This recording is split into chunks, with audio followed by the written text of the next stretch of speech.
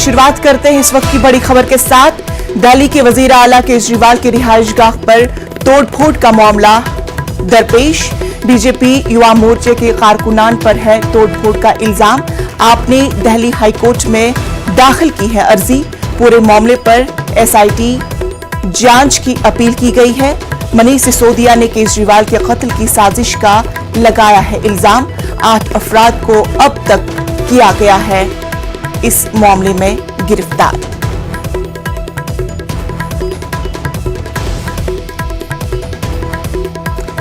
दिल्ली के वजीर आला केजरीवाल की रिहाइशगाह पर तोड़फोड़ का मामला। बीजेपी युवा मोर्चा के कारकुनान पर है तोड़फोड़ का इल्जाम।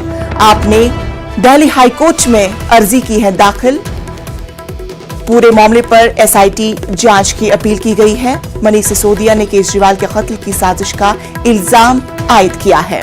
8 अफराद को अब तक गिरफ्तार किया गया है।